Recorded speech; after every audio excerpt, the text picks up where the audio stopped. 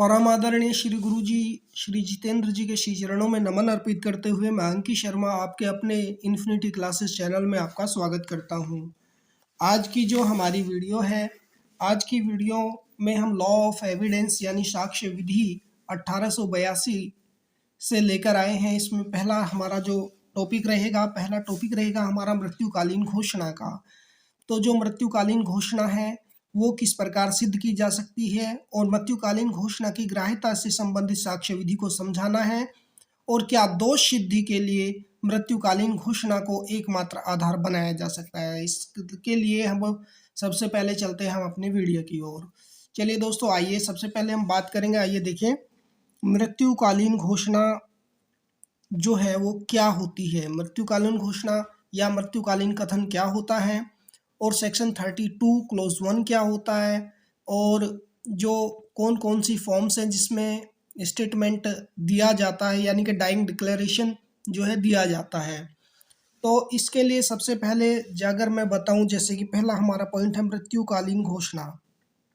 देखिए, मृत्युकालीन घोषणा से तात्पर्य हमारा ये होता है कि एक व्यक्ति ने मरते मरते कोई स्टेटमेंट दिया कि मुझे वह व्यक्ति मार रहा है। ये एक तरीके से मृत्युकालीन घोषणा होती है। और जैसा कि विधि है, ये माना जाता है इंग्लिश लॉ में कि मरता हुआ व्यक्ति कभी भी झूठ नहीं बोलता। जैसा कि मैं बता दूं कि जो मृत्युकालीन घोषणा है इसको पूरे लॉ ऑफ एविडेंस के अंदर में कहीं पर भी डिफाइन नहीं किया गया है, इसकी कोई भी प्रॉपर डेफिनेशन नहीं है, ठीक है।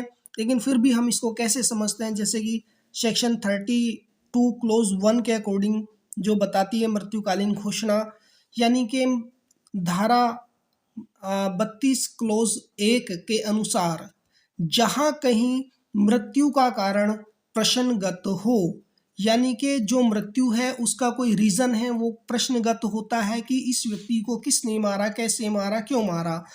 ये दरअसल जो प्रश्नगत होता है ये दो केसेस में होता है, एक तो सिविल केसेस में, दूसरा क्रिमिनल केसेस में। लेकिन मोस्टली क्रिमिनल केसेस में ऐसा होता है, जो मृत्यु का कारण ज़्यादातर क्या अधिकांशतः क्रिमिनल केसेस में ही आता है, ठीक है। अब मृत्यु का कारण कैसा होना चाहिए, मृत्यु का कारण होना चाहिए प्रश्नगत, लेकिन प्रश्नगत कैसा होना चाहिए कि वो कारण सुसंगत होना चाहिए, रेलेवेंट होना चाहिए। रेलेवेंट कैसे होगा वो रीज़न, मान लिया किसी व्यक्ति ने मरते हुए अपना बयान दिया हो, अपनी मृत्यु के बारे में कहा हो, वो व्यक्ति मान लीजिए सड़क पर पड़ा है और वो चिल्ला रहा है कि बचाओ बचाओ, या मुझे इस व्यक्ति ने मारा, मुझे उस व्यक्ति ने मारा, है ना। तो कोई व्यक्ति रोड से गुजर रहा है, वो व्यक्ति जा कर के बताएगा, कोर्ट में गवाही देगा, या मजिस्ट्रेट के सामने होगी, या पुलिस अधिकारी उसको रिकॉर्ड करेगा। तो ये सारी चीज़ें जो है अगर रेलेवेंट होती हैं तब होता है। अब मृत्यु किसकी होती है, तो 32 क्लोज 1 बताती है कि अपनी मृत्यु के बारे में कथन, अगर कोई व्यक्ति अपनी ही मृत्यु के विषय में कथन करता है तब जो है वो कारण प्रश्नगत होता है और सुसंगत होता है, ठीक है। और जो अगली बात यहाँ पे आती है कि मृत्यु के समव्यवहार की परिस्थिति, जो व्यक्ति मृत्यु के अगर कोई कारण जो है अपनी ही मृत्यु के बारे में कथन नहीं है, तो दूसरे व्यक्ति के द्वारा मृत्यु के जो समव्यवहार हो गई उसकी परिस्थिति के बारे में बताया जाएगा। जैसे कि कोई व्यक्ति मर रहा है, किसी ने जला दिया है किसी को, तो पुलिस अधिकारी द्वारा वहाँ पर जाकर लिया गया उनका जो बयान होता है वो व्यवहार।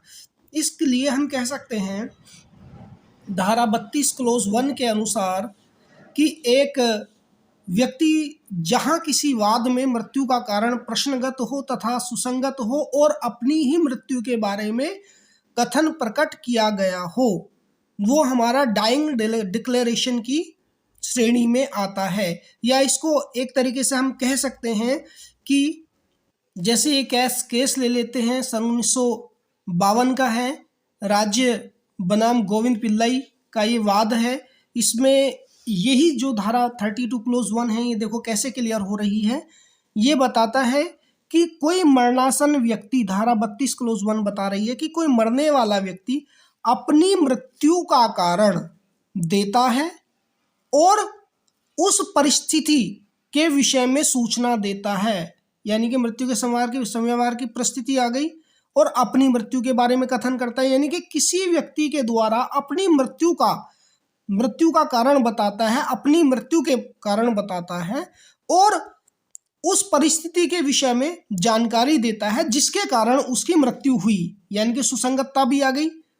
ठीक है, और ऐसा जो कथन होगा वो उन्हीं प्रकार के मामलों में स्वीकार्य होगा जिनमें उस व्यक्ति की मृत्यु का कारण प्रश्नगत होता है।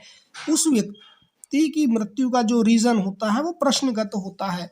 तो यही जो है डेफिनेशन इस केस में प्रदान की गई थी।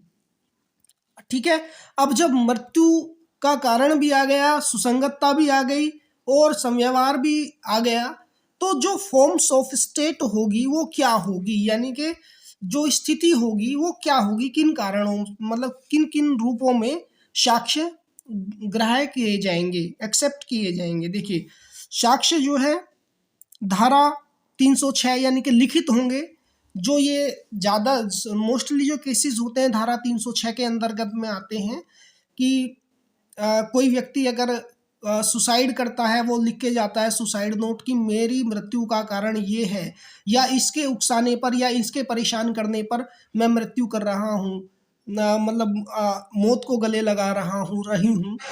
तो क्या होता है कि मान लिया किसी कर्जदार से परेशान होकर के किसी व्यक्ति द्वारा मृत्यु को गले लगाना, एग्जाम में पास ना होने की वजह से मृत्यु को गले लगा लेना, धारा 306 के अंदर में आते हैं। यानी कि अबेटमेंट के अंदर में जो भी सारी चीजें आती हैं, ये आईपीसी के बारे में ही, यहाँ पे आईपीसी है 306, तो उनसे रिलेटेड चीजें जो आती हैं मृत्यु की, वो लिख करके जाएगा तो यहाँ पे आ जाती हैं। ठीक है, अब कई बार ऐसा होता है कि जो डाइंग पर्सन है वो मतलब एक्सीडेंट हो जाता है या किसी ने उसको मार दिया होता है, हॉस्पिटल में जाता है, तो पुलिस अधिकारियों के द्वारा जो है वो उनका जो बयान लिया जाता है, हालांकि वो फॉर्म्स ऑफ रिटन में ही होता है, लेकिन उसके द्वारा बोला मौखिक ही जाता है, लिखित बनाया जाता है पुलिस अधिकारियों के द्वारा। ठीक है, और तीसरी चीज होती है संकेत, यानी कि संकेत के रूप में उसको व्यक्त किया जाता है। जैसे संकेत के रूप में कैसे होता है, जैसे कोई व्यक्ति जो न तो बोलने की स्थिति में है न वो लिखने की स्थिति में है, इतनी गंभीर हालत में है, यानी कि किसी महिला ने फोन किया किसी पुलिस अधिकारी को कि मेरा पति मुझे मार रहा है, इतना कहा और फोन कट गया, वो पूरी बात नहीं बता पाई। तो पुलिस जो है उसकी लोकेशन को ट्रेस करने के बाद में वहाँ उस स्पॉट्स तक पहुंची, जाके देखा कि महिला जो है अधमरी पड़ी है, वो मरने वाली है। तो उसने संकेतों की दृष्टि से बताया कि मेरे पति द्वारा मुझे मारा गया है, या मेरे जो मौत का कारण है वो मेरा पति है। तो यहाँ पर ये संकेत की स्थिति में, यानी कि 3 स्थिति में वो होता है, लिखित, मौखिक और सांकेतिक स्थिति। ठीक है, तो ये जो अब इसमें जो बात निकल के आती है वो कई सारी बात निकल के आती है। सबसे पहले हमने बताया कि मृत्युकालीन घोषणा या कथन क्या होता है। तो मैंने बताया कि धारा 32 क्लोज 1 के अनुसार कोई व्यक्ति अपनी मृत्यु का बारे में कथन करता है जो प्रश्नगत और सुसंगत होता है, या अपने मृत्यु के समव्यवहार की परिस्थिति के बारे में जानकारी प्रदान करता है। ये हमारा हो गया, क्या हो गया, मृत्यु का कथन या मृत्युकालीन घोषणा, ये होती है हमारी। ठीक है, और ये जो राज्य बनाम गोविंद पिल्लाई 1952 के केस में से भी क्लियर हो रही है ये सारी चीजें। और दूसरी बात दोस्तों कि ये जो घोषणा है कैसे सिद्ध की जा सकती है, सिद्ध करने के लिए हमने बताया कि 3 चीजें हैं, लिखित, मौखिक और सांकेतिक। दूसरे प्रश्न का भी आपको उत्तर मिल गया। और मृत्युकालीन घोषणा की ग्राह्यता से संबंधित साक्ष्य विधि को बताइए। तो इसमें 2 चीजें होती हैं, कौन सी, एक तो होगी हमारी आवश्यकता, ठीक है, और दूसरी होगी हमारी अनुमान।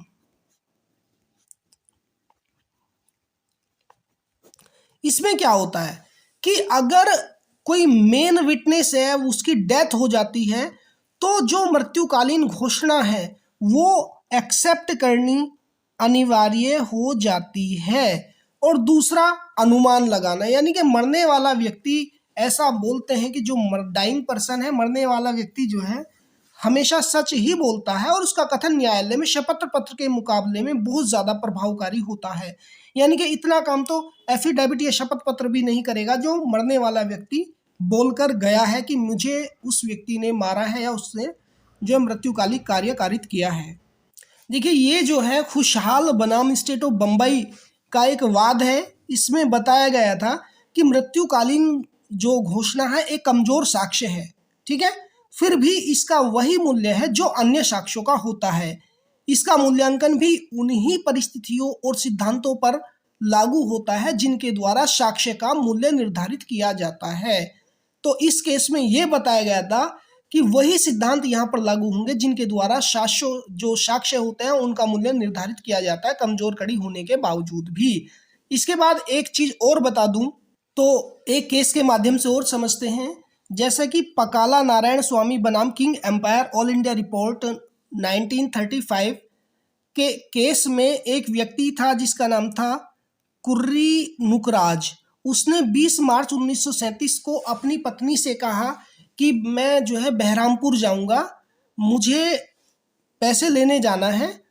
तो 21 मार्च को वो वहाँ से निकलता है। उसने बताया कि मुझे जो है जो व्यक्ति है अपीलार्थी है उसके यहाँ पर अपनी पत्नी के साथ में बहरामपुर में रहता है, तो वहाँ पर जो है मुझे पैसे लेने जाना है। तो 21 मार्च को वो अपने घर से निकला। अब 22 मार्च को उसकी जो बॉडी है उसके टुकड़े टुकड़े करके एक सूटकेस के अंदर में रख करके वो रेलगाड़ी में उसकी लाश मिली। तो बहरामपुर के सेशन जज ने जो अपीलार्थी थे उसको अपीलार्थी को जो है मृतक की हत्या का दोषी ठहराते हुए मृत्युदंड दे दिया। अब पटना हाई कोर्ट ने इस निर्णय की पुष्टि करी कि इस निर्णय के खिलाफ प्रीवी काउंसिल में अपील भी की गई और अपीलार्थी ने ये कहा कि भाई जो कुर्री की पत्नी का बयान है वो एक्सेप्टेबल नहीं है, ग्राह्य नहीं है। जबकि जो सिद्धांत है 32 क्लोज 1 का वो ये होता है कि जो बयान होता है वो सुसंगत होता है किसी मृत्यु के विषय में, लेकिन ऐसा जो संव्यवहार है उस अवस्था में ही होगा जो उसकी मृत्यु का कारण बने। जब उस व्यक्ति की मृत्यु के कारण का सवाल पैदा होता है तो वो सुसंगत होता है। कहने का मतलब इस बात को जो कुर्री नुकराज है उसकी जो पत्नी है उसके जो बयान था, स्टेटमेंट था, उसको जो है रिलेवेंट माना गया, वो सुसंगत तथ्य माना गया और उसको जो है सजा प्रदान की गई। दोस्तों, इसी क्रम को आगे बढ़ाते हुए एक हमारा टॉपिक है मौखिक साक्ष्य। देखिए, मौखिक साक्ष्य क्या होता है। सबसे पहले तो जो मौखिक साक्ष्य है वो बता दूं मैं, धारा 60 में वर्णित कुछ एक चीजें हैं जो मौखिक साक्ष्य के रूप में प्रयुक्त की जाती हैं। अब मौखिक साक्ष्य होता क्या है। देखिए, अगर न्यायालय को लगता है, न्यायालय परमिशन देता है कि गवाहों द्वारा किसी विषय पर जो तथ्यों की खोज के विषय है न्यायालय के सामने व्यक्त किए जाए, लेकिन धारा 60 क्या कहती है। धारा 60 कहती है जो दस्तावेजी कथन है, दस्तावेजी कथनों को छोड़कर, है ना, कौन से दस्तावेजी कथनों को छोड़कर अन्य जो भी साक्ष्य है या अन्य जो भी तथ्य है उन्हें जो है मौखिक साक्ष्य द्वारा सिद्ध किया जा सकता है। जैसे कि धारा 60 का नियम है जो प्रतिपादित करता है, वो कहता है कि मौखिक साक्ष्य प्रत्येक अवस्था में चाहे जैसा हो वो प्रत्यक्ष होना चाहिए। धारा 60 कहती है मौखिक साक्ष्य जो भी हो वो क्या होना चाहिए, प्रत्यक्ष होना चाहिए। इसको आप लिख देना अपने पेपर में। जैसे फर्ज करो कि एक व्यक्ति ए है, ए व्यक्ति द्वारा बी का मर्डर किया गया है, ठीक है। तो किसी ऐसे व्यक्ति द्वारा जिसने उसे देखा हो, जिसने अपनी सेंस से उसको देखा हो, वो न्यायालय में हाजिर होगा।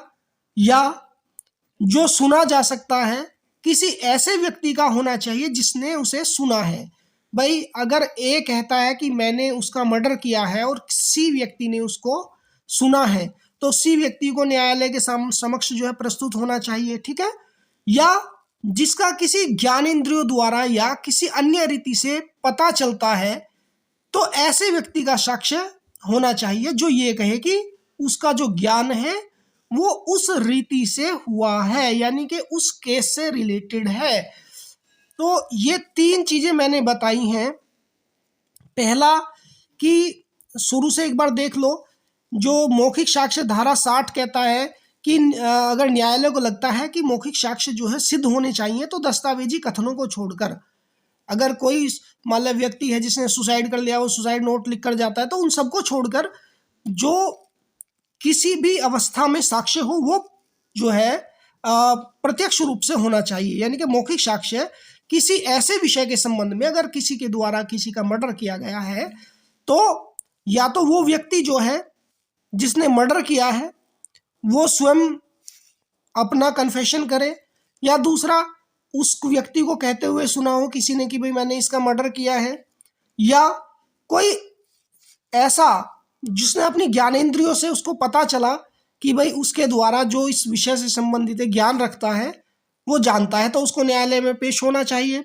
और एक और बात यहाँ पर मैं बता दूं, क्योंकि अगर केवल रिटन स्टेटमेंट के आधार पर ये सारी चीज़ें चलने लगें, कोई भी आदमी लिख के दे देगा कि मैंने ऐसे ये किया है या ये देखा है, तो जो न्याय जो है वो अन्याय की श्रेणी में आ जाएगा। तो यहाँ पर क्या होता है कि अगर एक व्यक्ति मतलब किसी ने, जैसे यहाँ पर ए ने बी का मर्डर किया था, तो सी आकर के ये कहेगा कि मैंने अपनी आंखों से इसको मर्डर करते हुए देखा है, ठीक है। या अगर कोई मृत्युकालीन घोषणा से रिलेटेड कोई बात है, उसको प्रमाणित करना है, तो साक्ष्य के द्वारा ऐसा साक्षी मतलब साक्ष्य जो है ऐसे साक्षी द्वारा दिया जाना चाहिए जिसने उसे अपने कानों से सुना हो, जैसे सी वाली बात आती है यहाँ पर। अगर मैं बात करूं जो सामान्य सिद्धांत है मौखिक साक्ष्य का, तो सामान्य सिद्धांत क्या कहता है? प्रत्यक्ष साक्ष्य सर्वोत्तम साक्ष्य माना जाता है। अन्य साक्ष्य मौलिक स्रोतों की अपेक्षा कमजोर होते हैं। जो मौलिक स्रोत हैं, जो अन्य साक्ष्य होते हैं, वो उनकी अपेक्षा कमजोर होते हैं। प्रत्यक्ष साक्ष्य सर्वोत्तम माना गया है। कहने का मतलब जैसे सुनी सुनाई बात के आधार पर साक्ष्य देना स्वीकार्य नहीं होगा। तो जो है सामान्य नियम ये है क्या कि धारा 33 में जो विषय आते हैं उन अवस्थाओं को छोड़ करके स्वयं साक्षी को उस तथ्य का जिसके ज्ञान का वो होने का दावा करता है मौखिक साक्ष्य देने के लिए न्यायालय में हाजिर होना चाहिए। जैसे लाल सिंह बनाम सम्राट का एक केस लो ले लीजिए यहाँ पर, तो वो कहता है कि लिखित जानकारी साक्ष्य के रूप में प्रस्तुत नहीं की जा सकती। जो लिखित जानकारी है वो साक्ष्य के रूप में प्रस्तुत नहीं की जा सकती। यदि संबंधित विषय को साक्ष्य के रूप में पेश करना हो तो ऐसे व्यक्ति को साक्ष्य के रूप में बुलाना चाहिए जो उस विषय का प्रत्यक्ष रूप से गवाही दे सके। मान ले अगर कोई विषय ऐसा है जिसको उसको पेश करने के लिए ऐसे साक्ष्य को प्रस्तुत करना चाहिए, ऐसे साक्षी के द्वारा जो वहां पर प्रत्यक्ष रूप से बोले कि हाँ मैंने ऐसा करते हुए देखा है। इसलिए लाल सिंह बनाम सम्राट के केस में कहा गया था कि लिखित जानकारी साक्ष्य के रूप में प्रस्तुत नहीं की जा सकती जब तक कि उसे मौखिक गवाही के द्वारा क्या नाम जी उसको जो है व्यक्त ना कर दिया जाए। ठीक है, जैसे कि मैंने अभी जो है सामान्य नियम बताया था कि मान लो एक व्यक्ति ए का मर्डर बे ने करा है, तो कोई से आकर ये बताए कि मैंने अपने आंखों से देखा है ऐसे मारते हुए है। या मृत्युकालीन घोषणा की अगर कोई बात हो रही हो तो मैंने देखा है कि ये कह रहा था कि मैं अपनी पत्नी को मार दूंगा और उसने मार भी दिया, तो ऐसा चीजें आनी चाहिए, है ना। और जैसे कि अभी बताया था मैंने कि जो सामान्य सिद्धांत है वो सर्वोत्तम साक्ष्य माना जाता है। जो प्रत्यक्ष साक्ष्य है वही सामान्य सर्वोत्तम साक्ष्य है। और जो इसका अपवाद अगर की मैं बात करूं, अपवाद की जो सामान्य नियम है, सामान्य नियम क्या है कि प्रत्यक्ष साक्ष्य सर्वोत्तम साक्ष्य माना जाता है। इसका जो अपवाद है उसके बारे में अब हम बात बताएंगे। देखो, सभी मौखिक साक्ष्य प्रत्यक्ष होने चाहिए। जितने भी मौखिक साक्ष्य हैं वो क्या होने चाहिए? प्रत्यक्ष होने चाहिए। मान के चलो अगर कोई मुद्दा ऐसा है किसी सेल्स से रिलेटेड है या कोई जो किताब है उसमें कोई बात है और उसके आधार पर कोई साक्ष्य प्रस्तुत किया जाना है, तो उसमें क्या हो गया, मान लो जिसने वो किताब लिखी है, मान लो किसके बारे में गलत लिख दिया है, कुछ ऐसी बात हो गई है, अगर वो व्यक्ति मर गया हो, ठीक है, या दूसरा वो व्यक्ति नहीं मिल सकता,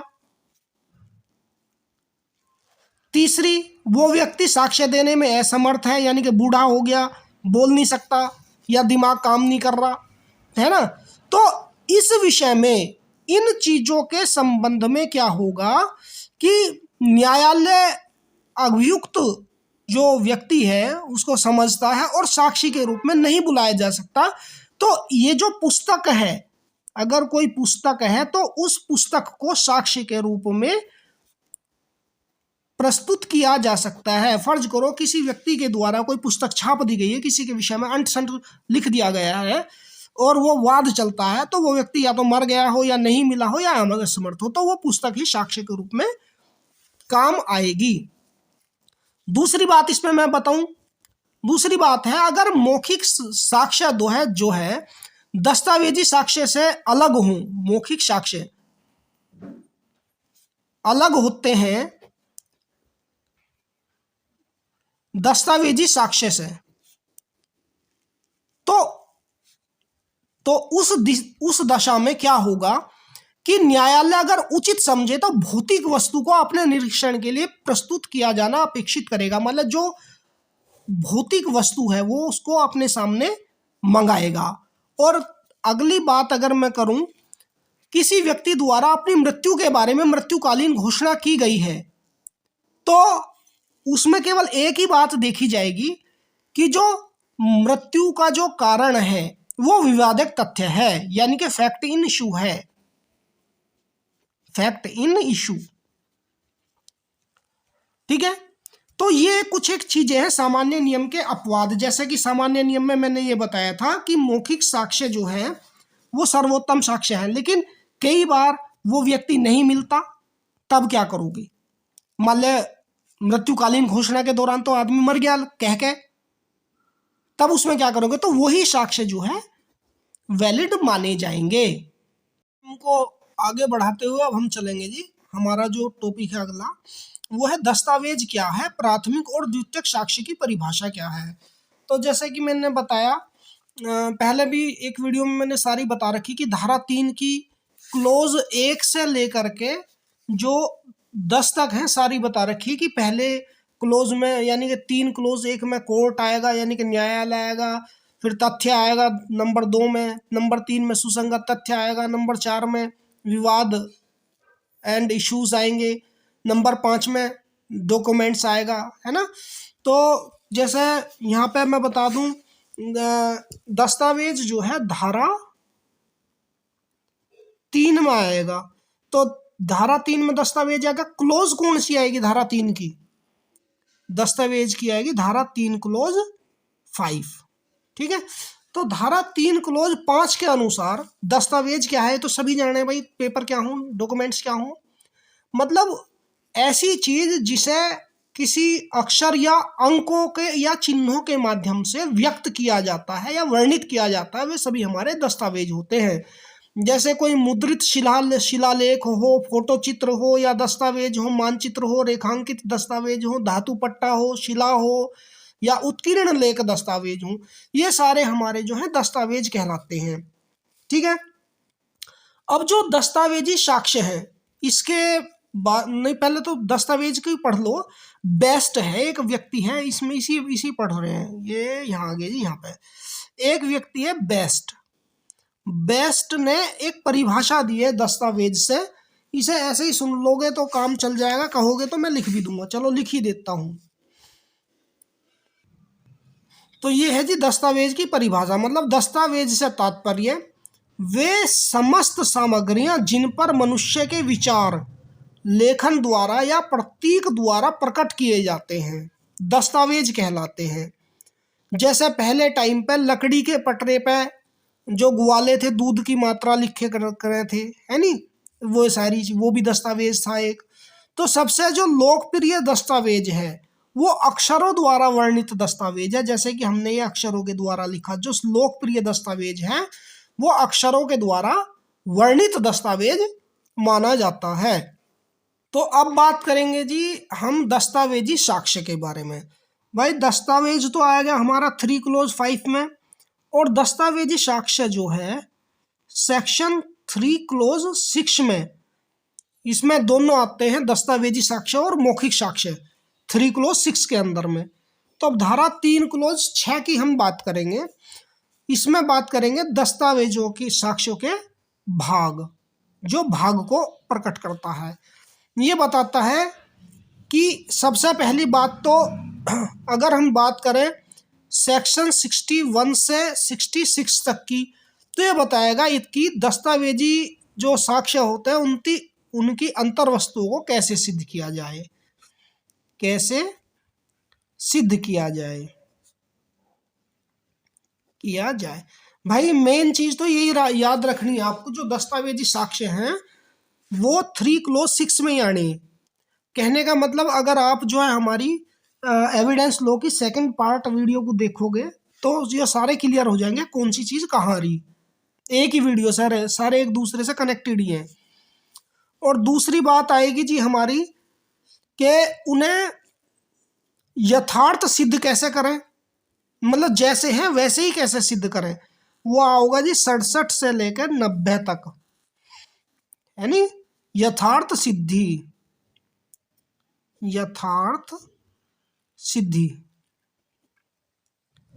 तीसरी बात आएगी जी हमारी 91 से लेकर 108 पर। ध्यान रखना दस्तावेजी साक्ष्य 3 क्लोज 6 के अंदर में ही आएंगे, तो वर्णित किए गए। उसके बाद विभाजन करने के बाद में इनमें अलग अलग धाराएं हैं। फिर तो यह होता है कि किन मामलों में दस्तावेजी साक्ष्य द्वारा मौखिक साक्ष्य को बहिष्कृत किया जाए, यानी कि मौखिक साक्ष्य को, ठीक है जी। तो 91 से 108 तक में आ गई कि वो कौन कौन से मामले हैं जिनमें मौखिक साक्ष्य को बहिष्कृत करा जाना चाहिए। सही है, तो ये बात समझ में आ गई कि दस्तावेज क्या हैं। भाई दस्तावेज वही हैं जो जिन्हें चिन्हों के द्वारा, अंकों के द्वारा या अन्य साधनों के द्वारा प्रकट करा जा। धारा 3 क्लोज 5 में आते हैं दस्तावेज। बेस्ट ने परिभाषा दी है, दस्तावेज से तात्पर्य समस्त सामग्री जिन पर मनुष्य के विचार, लेखन या प्रतीक द्वारा प्रकट किए जाते हैं दस्तावेज कहलाते हैं। भाई ग्वाले पहला लकड़ी वकड़ी पे अपना लिखे करते हैं। और सबसे उचित दस्तावेज जो होता है अक्षर द्वारा वर्णित दस्तावेज होता है, ठीक है। और दूसरी बात दस्तावेजी साक्ष्य के बारे में अगर हम बात करें, पहले तो दस्तावेज था, दस्तावेजी साक्ष्य 3 क्लोज 6 में आ गया। तो इसके जो भाग हैं कौन कौन से हैं, 3 है कि कैसे सिद्ध करा जाए 61 से 66, और 67 से 90 यथार्थ सिद्धि, और 91 से 108 मौखिक साक्ष्य को कैसे बहिष्कृत किया जाए, किन मामलों में। सही है। अब हम बात करेंगे दोस्तों जो दस्तावेज हैं हमारे वो कैसे प्रमाणित किए जाते हैं। तो जी जैसे अगला बात है हमारी दस्तावेज कैसे प्रमाणित किए जाते हैं, आता है धारा 61 में, या साक्ष्यों के प्रकार, जो भी धारा 61 में आवे है। साक्ष्यों के प्रकार है जैसे प्राथमिक साक्ष्य हो गया, और ये हो गया दूसरा द्वितीयक साक्ष्य, ठीक है। जो प्राथमिक साक्ष्य है वो धारा 62 में आएगा, और द्वितीयक साक्ष्य धारा 63 में आएगा। प्राथमिक साक्ष्य का मतलब क्या होता है, जो प्राथमिक साक्ष्य है धारा 62 के अनुसार, प्राथमिक साक्ष्य से तात्पर्य न्यायालय के सामने साक्ष्य रूप में स्वयं दस्तावेजों को पेश किए जाने से है। कहने का मतलब जो प्राथमिक साक्ष्य हैं, जो किसी भी विवादित प्रश्न के लिए, जो प्राथमिक साक्ष्य हैं किसी भी विवादित पक्ष के लिए सर्वोत्तम साक्ष्य है, ठीक, प्राथमिक साक्ष्य। वही दूसरी तरफ जो प्राथमिक साक्ष्यों की मूल प्रतिलिपि है, प्रमाणित प्रतिलिपि है, जो द्वितीयक साक्ष्य की अगर मैं बात करूं, प्राथमिक साक्ष्यों की प्रमाणित प्रतिलिपि,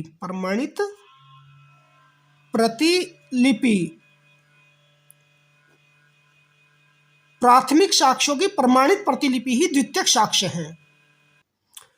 इससे हम दो चीजें और साफ कर दें कि प्राथमिक साक्ष्य और द्वितीयक साक्ष्य में अंतर भी इसी से सामने आ जा रहे हैं।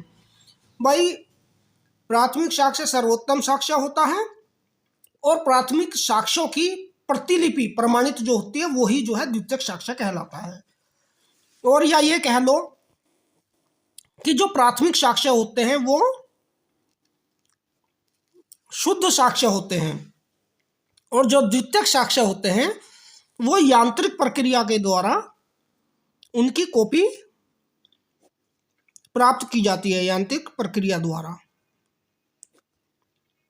ठीक है, जैसे यहां पे मान के चलो कि दो व्यक्ति के बीच में कोई संविदा हो रही है, कोई कॉन्ट्रैक्ट हो रहा, अब दोनों उन पर साइन करेंगे, एक एक प्रति उनको मिल जाएगी। ठीक है, लेकिन जो प्राथमिक साक्ष्य है वो तो एक के पास ही रहेगा, यानी कि जहां पर वो संविदा की जा रही है या तो उसकी डबल कॉपी निकलवानी पड़ेगी, तो दूसरी कॉपी तो प्राथमिक नहीं होगी, या उनका जो मूल रूप होगा वो दोनों ही ओरिजिनल के रूप में होगा। और जो दूसरी है द्वितीयक साक्ष्य जो होता है, द्वितीयक साक्ष्य में उनकी प्रतिलिपि ही, प्रमाणित प्रतिलिपि ही जो है द्वितीयक साक्ष्य के रूप में काउंट की जाएगी। और दूसरी जो बात है वो ये है कि जो प्राथमिक साक्ष्य होता है, ये वाला प्राथमिक साक्ष्य की जो न्यायालय है वो भी यही अपेक्षा करता है कि प्राथमिक साक्ष्य ही पेश किया जाए, लेकिन जो द्वितीयक साक्ष्य है ये न्यायालय की अनुमति से ही प्राप्त किया जा सकता है प्रथम साक्ष्य के अभाव में। द्वितीयक साक्ष्य प्रथम साक्ष्य के अभाव में न्यायालय की अनुमति से ही प्रदान किया जा सकता है। ठीक है, उसकी सर्टिफाइड कॉपी न्यायालय के द्वारा। अब बात करेंगे हम द्वितीयक साक्ष्य कब दिया जा सकता है। देखो जी, बराबर चल रहा है धारा 61, 62, 63, 64। तो द्वितीयक साक्ष्य कब दिया जा सकता है, ये धारा 64 में वर्णित है। तो द्वितीयक साक्ष्य के रूप में सबसे पहले तो एक बात हम बता दें आपको कि प्रथम साक्ष्य से ही द्वितीय साक्ष्य को जो है साबित किया जा सकता है। ठीक है, जो कि धारा 65, धारा 64 केवल इतनी बताती है कि जो प्रथम साक्ष्य है द्वितीयक साक्ष्य के द्वारा ही साबित किया जाएगा। क्या कहता है कि जो द्वितीय साक्ष्य है प्रथम साक्ष्य के द्वारा ही साबित किया जाएगा, क्योंकि प्रथम तो मूल ही होगा ना, प्रथम तो ओरिजिनल होगा। और जबकि धारा 64 हो गया, अब बात करेंगे धारा 65 की, जो धारा 65 होती है। धारा 65 बताती है कि वो कौन कौन से द्वितीयक दस्तावेज हैं। ठीक है, तो ये बता रही है कि जहां मूल दस्तावेज उन व्यक्तियों के कब्जे में हो जिस व्यक्ति के खिलाफ सिद्ध करना हो, जो व्यक्ति न्यायालय की आदेशिका के पहुंच के बाहर हो, न्यायालय ने आदेश दे दे उसके पहुंच के बाहर हो, या जो व्यक्ति न्यायालय की आदेशिका के अधीन नहीं है, या जो व्यक्ति उस दस्तावेज को वैध रूप से पेश करने के लिए बाध्य है। ठीक है, तो यह आता है। और अब बताऊं, इसी में ही बता दें कि जो मूल दस्तावेज, जो द्वितीयक दस्तावेज है वहां दिया जाएगा जहां मूल दस्तावेज खो गया हो। मान लिया न्यायालय ने किसी को मूल दस्तावेज दे दिया, वो उसका खो गया या नष्ट हो गया, कैसे भी कोई भी कारण से उसके पास है नहीं, तो न्यायालय द्वारा उसको मूल दस्तावेज खो जाने पर उसको प्रदान किया जाएगा। या दूसरी बात यह है कि जो कोई एक लोक दस्तावेज है, लोक दस्तावेज की जो है द्वितीयक दस्तावेज द्वितीयक साक्ष्य के रूप में उसको दिया जा सकता है। यानी कि कहाँ पर लिख देता हूँ, तो ये मैंने लिखा जी, जो द्वितीयक साक्ष्य कब दिया जाएगा, अगर मूल दस्तावेज जो है खो गया है तब दिया जाएगा, या किसी व्यक्ति के द्वारा मूल दस्तावेज पेश करने में असमर्थता जताई जाती है तब दिया जाएगा, या वो दस्तावेज एक लोक दस्तावेज है तब उसका जो है द्वितीय साक्ष्य के रूप में दिया जाएगा, उसकी कॉपी तब दी जाएगी। यानी कि लोक दस्तावेज के रूप में और मूल दस्तावेज पेश करने में असमर्थ होने पे और मूल दस्तावेज के खो जाने पे, या मूल दस्तावेज इस तरह का है जो एक स्थान से दूसरे स्थान तक आसानी से नहीं लाया जा सकता।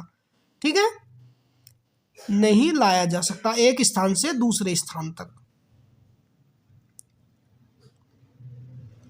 तो इस प्रकार की परिस्थितियों में जो है उसको पेपर के रूप में जो है द्वितीय साक्ष्य प्रदान किया जा सकता है।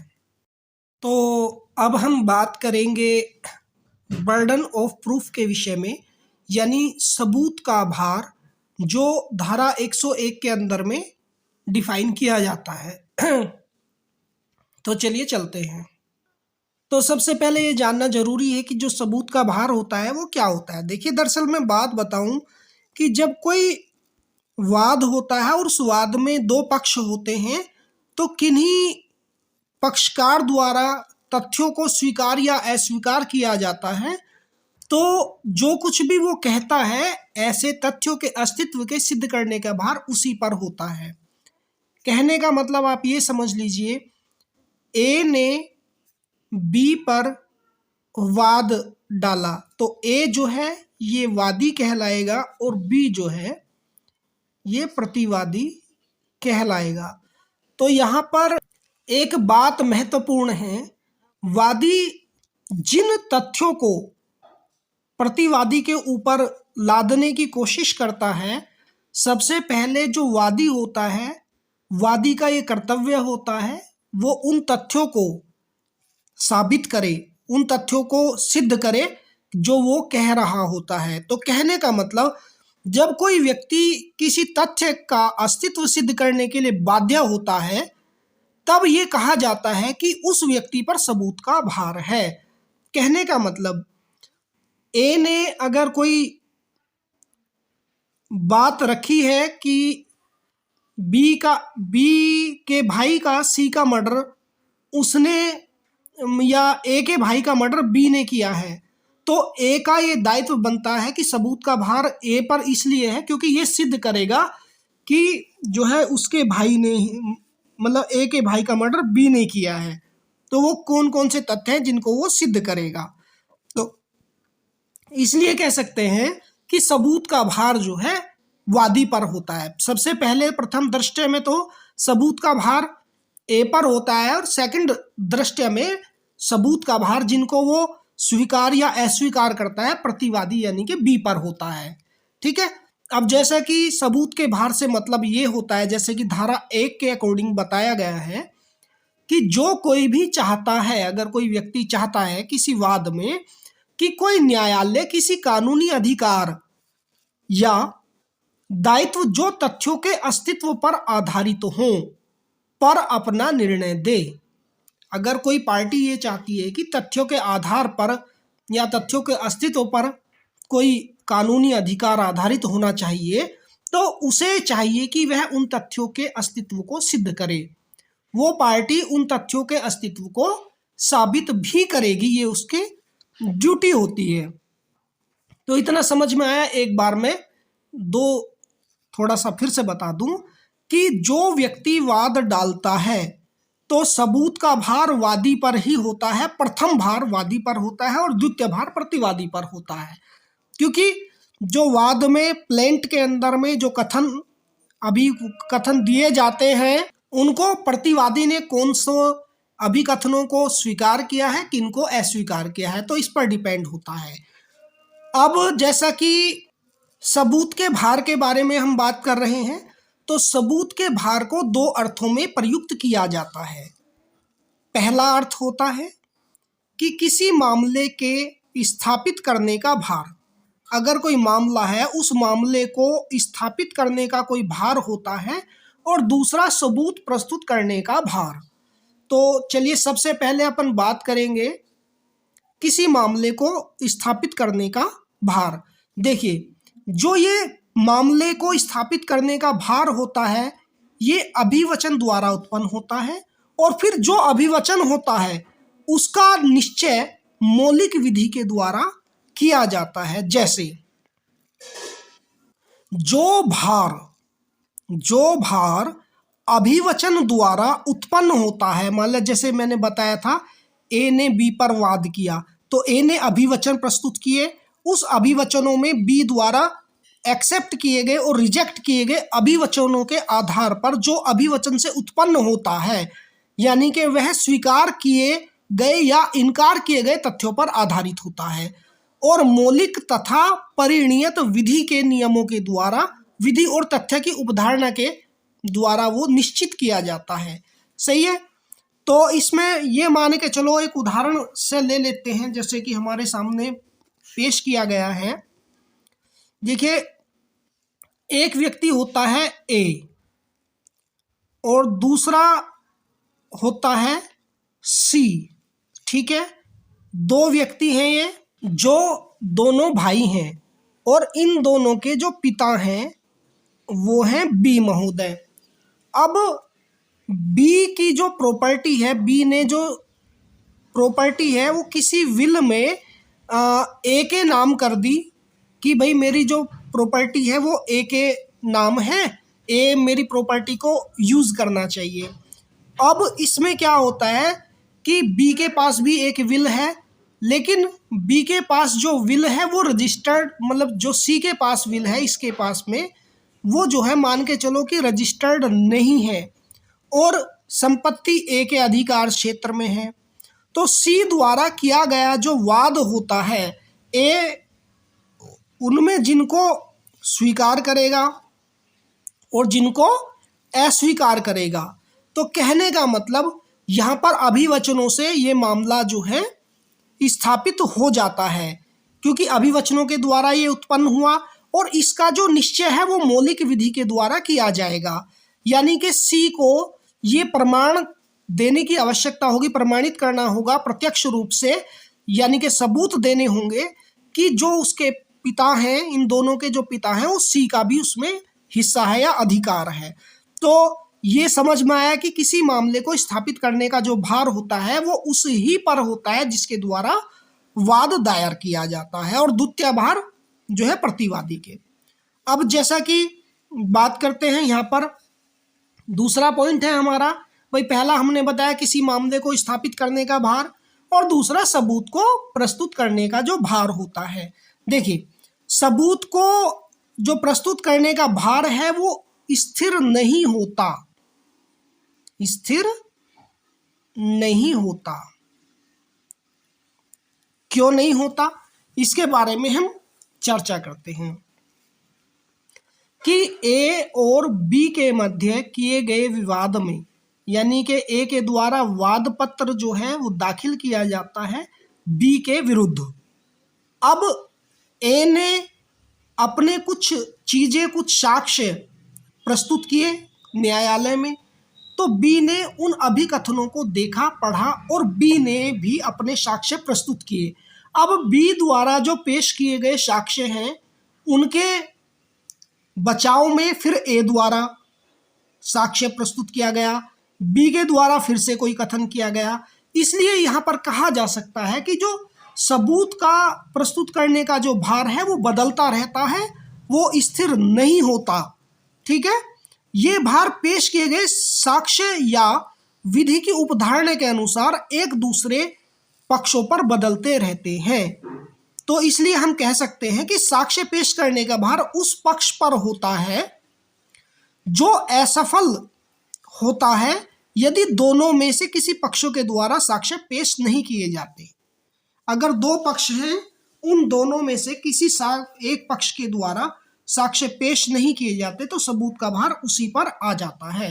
कहने का मतलब यहाँ पर वही आती है, जैसे मैंने उदाहरण यहाँ पे बताया है, इसको आप as it is exam paper में लिख सकते हैं। ठीक है, कि सबूतों का प्रस्तुत करने का भार अस्थिर होता है और ये बदलता रहता है। ठीक है, अब हम जो सबूतों के भार होते हैं उससे रिलेटेड सामान्य नियम देखते हैं कि सामान्य नियम क्या है। जैसा कि भारतीय साक्ष्य अधिनियम की धाराएं हैं, धारा 104 से 114 तक, यह सिद्ध करने के विषय में कि सामान्य नियम निर्धारित करती है। यह 101 से 114 तक सिद्ध करने के विषय में सामान्य नियम निर्धारित करती है, जिसके अकॉर्डिंग सिद्ध करने का भार उस व्यक्ति पर होता है जो किसी तथ्य को आरोपित करना चाहता है, यानी कि जो किसी तथ्य को आरोपित करना चाहता है, यानी कि किसी के द्वारा वाद डाला गया है वो उसको आरोप लगाएगा। ठीक है, आरोपित करना चाहता है, ना कि उस व्यक्ति पर जो उस तथ्य से इनकार करता है। ए के द्वारा बी पर आरोप लगाए गए कि इन्होंने मेरी संपत्ति पर जो है कब्जा किया गया है, तो उस पर ही जो भार होगा उसी पर होगा, ना कि उसके द्वारा जो मना करता है कि मैंने इनकार नहीं किया है। कहने का मतलब ये है कि सिद्ध करने का भार उसी व्यक्ति पर होगा जो किसी तथ्य को आरोपित करना चाहता है। ठीक है, अब बात करेंगे जब कोई व्यक्ति यह चाहता है कि किसी वैध अधिकार या दायित्व पर जो किसी तथ्य के अस्तित्व पर आधारित है, जो किसी तथ्य के अस्तित्व पर आधारित है, न्यायालय उसके पक्ष में फैसला दे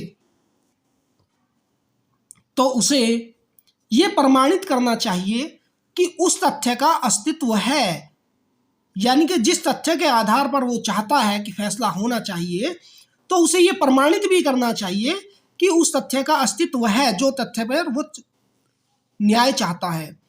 वाद पद जो होता है, जो टर्म होती है, उसको उस व्यक्ति द्वारा सिद्ध किया जाना चाहिए जो उसे स्वीकार करता है, ना कि उस व्यक्ति द्वारा जो इससे इनकार करता है। यानी कि जो वाद की जो कंडीशंस हैं, जो टर्म हैं, उस व्यक्ति द्वारा उसको सिद्ध किया जाना चाहिए। सामान्य नियम ये है कि जो उसे स्वीकार करता है, ना कि उस व्यक्ति द्वारा कि जिस पर आरोप लगाए गए हैं और उसने उन आरोपों से इनकार कर दिया है। वो तो इनकार करेगा और ये सामान्य नियम भी है, ठीक है। और लोगों की जो है एक धारणा भी है कि कोई आरोप लगा दिया जाता है तो क्षमा मांगने के बजाय उसको मना ही करता है। हालांकि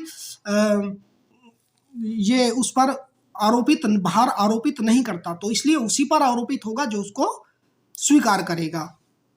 अब यहाँ पर हम चलेंगे, जैसे सबसे पहले वादी को अपना मामला प्रथम दृष्टि से सिद्ध करना होता है। जो प्रथम दृष्टि है वो तो वादी ही उसको सिद्ध करेगा, और यदि वह अधूरा छोड़ देता है तो न्यायालय उसे सहायता नहीं प्रदान करेगा। यदि उस मामले को वो आदमी अधूरा छोड़ देता है तो माननीय न्यायालय द्वारा उसे कोई सहायता प्रदान नहीं की जाती। तो दोस्तों अब बात करेंगे अपवाद की, जैसा कि सामान्य नियम है। क्या है सामान्य नियम? कि जो व्यक्ति किसी तथ्य के आधार पर अपने अधिकार के लिए न्यायालय से ऐसे निर्णय की प्रार्थना करता है, वही ऐसे तथ्य सिद्ध करने का उत्तरदायी होगा। यानी कि जो आरोप लगाए हैं उन्हें सिद्ध करने का उत्तरदायी भी वो होगा। लेकिन कुछ मामले हैं जिनमें ऐसा नहीं है, जैसे जहां कानून द्वारा किसी तथ्य को सिद्ध करने का भार किसी निश्चित व्यक्ति पर होता है। मान्य न्यायालय कहता है कि ये व्यक्ति यहाँ पर, जैसे किसी मामले में पुलिस को आदेश दे दिया जाता है कि पुलिस जो है इसको जो है साक्ष्य इकट्ठा करे, या जहां पर तथ्य का ज्ञान विशेष तौर पर विपक्षी को हो। मान लिया कोई मामला है उसमें सारी नॉलेज जो है विपक्षी को है, तो उसे सिद्ध करने का भार भी विपक्षी को होगा। और जहां तथ्य या विधि की परिकल्पना उस व्यक्ति के पक्ष में रहती है जो प्रतिपादित करता है, वहां सिद्ध करने का आधार विपक्षी पर होगा। तो ये इस नियम के अपवाद हैं। जैसा कि यहाँ पर कहा गया है कि वही व्यक्ति सिद्ध करेगा जो आरोप लगाएगा, लेकिन यहाँ पर कुछ मामले ऐसे हैं जिनमें जो है जो विपक्षी है वो भी उसको भी सिद्ध करना पड़ेगा। मतलब जैसे कानून द्वारा अगर आदेशित होता है, या तथ्य का ज्ञान किसी विपक्षी को होता है, या जहाँ लॉ के अकॉर्डिंगली जो विधि की परिकल्पना है, कॉन्सेप्ट ऑफ लॉ के अकॉर्डिंगली उस व्यक्ति के पक्ष में रहती हैं, जो उसको प्रतिपादित करेगा, वहां सिद्ध करने का अधिकार जो है भार का जो है वो विपक्षी पर होगा।